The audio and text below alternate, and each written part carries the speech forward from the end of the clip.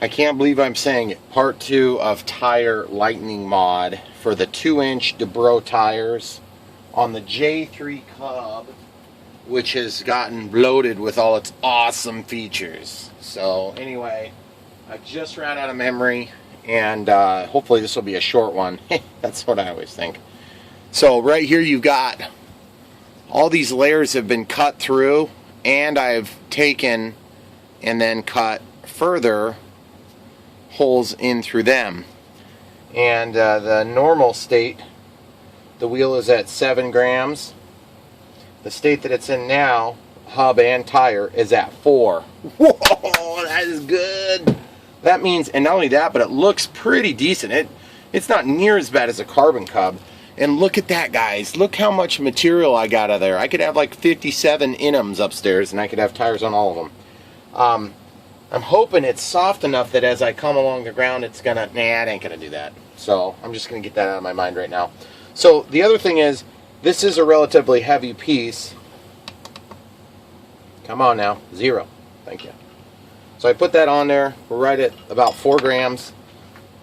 So you could substantively say that you've cut that weight nearly in half. Well, probably not nearly in half, but easily by a third.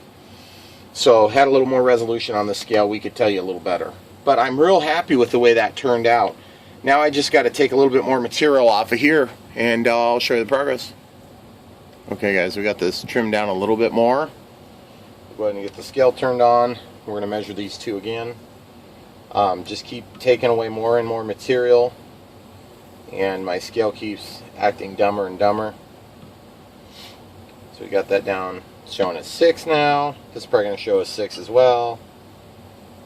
Yeah, it's showing us 5. So this is, we gained a gram and we lost a gram. So like I said, real high quality scale here. Not really sure it's worth a crap, but I'm going to get myself a high precision scale for this. So there's 7 like we had been getting.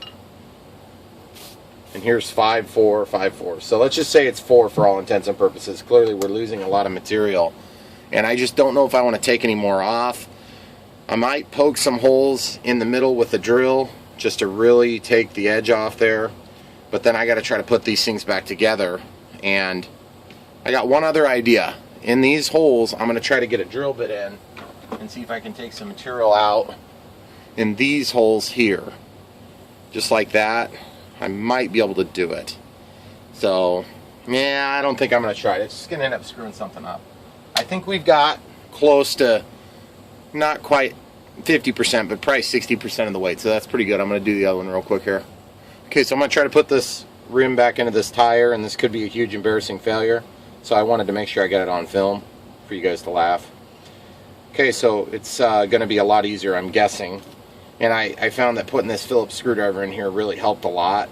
And you can just kind of get it all the way across the rim and then just work it. Try not to rip it in half, which is very possible. I'm sure that there's probably some other method to do this, but I haven't figured it out yet. For now, the method is get it on there, try not to rip it up. I haven't had the huge embarrassing failure I was expecting yet, but I also haven't gotten it on there. So at this point, just trying to think. Probably the easiest way is to just push harder until it goes. Oh, almost got it, I felt like. Yep, I'm walking it around. Just a little, oh, there it goes. So it's back on, guys. There you go, there you have it. It's on the rim. Weighs quite a bit less, and that's my only really kind of pass through. So I'll put that on the inside. Then I've got a little rip on there. But I think that's pretty good looking still.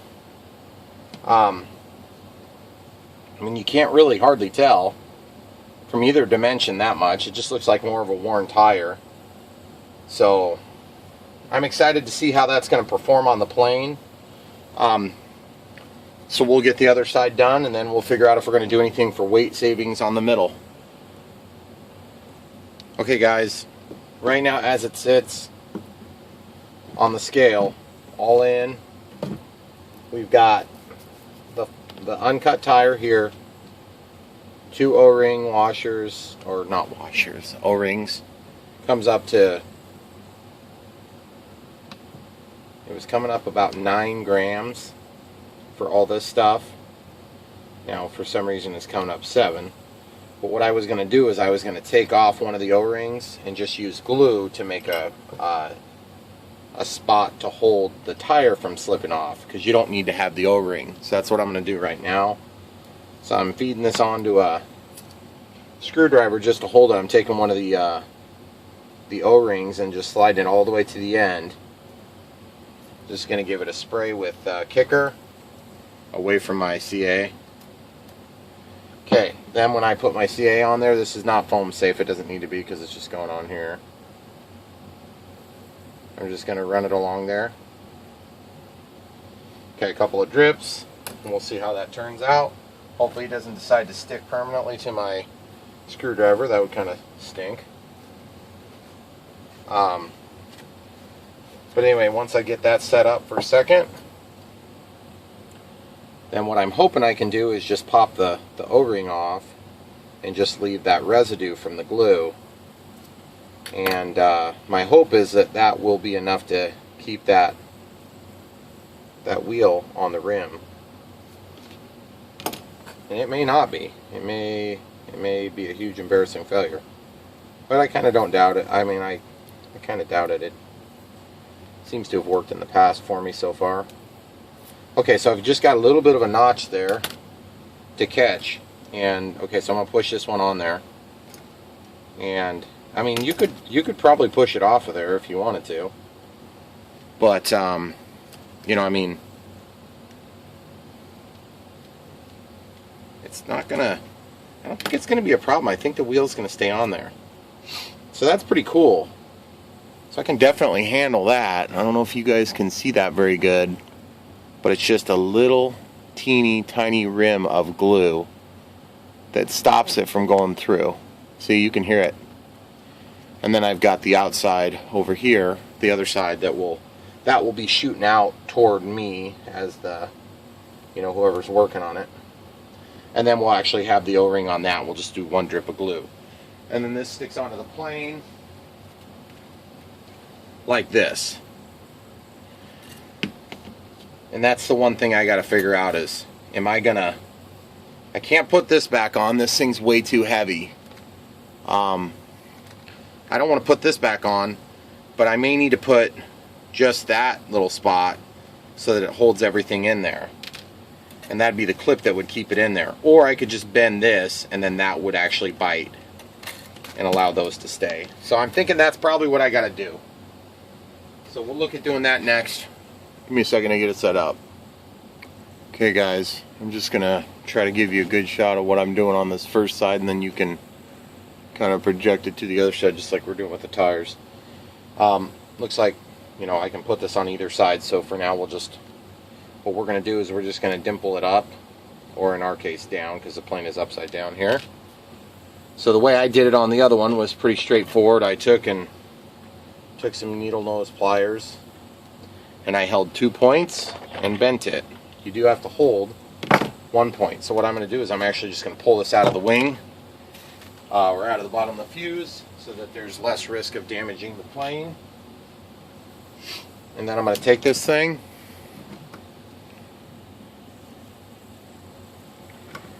and I'm just going to go about halfway out. You don't want to go all the way to the tip, it won't work then.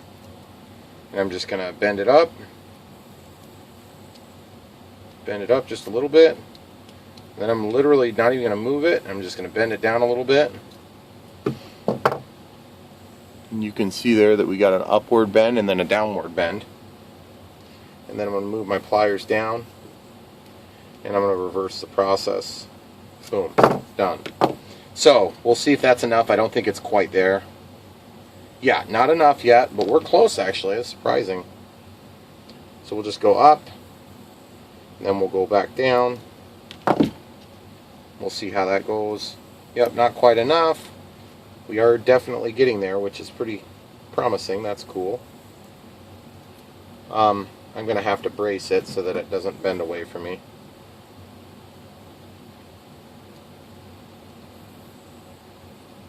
So once we're done with these bends, the big time compromise here is, of course, you can't go back to the factory wheels anymore after this step.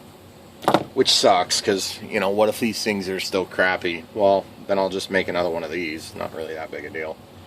Okay, so we're getting close to hanging on. Let me pause it and I'll just bring it back to you when we're done so you can see how it looks. Okay, guys, I got it on there. And, dang it, just shut my O-ring off.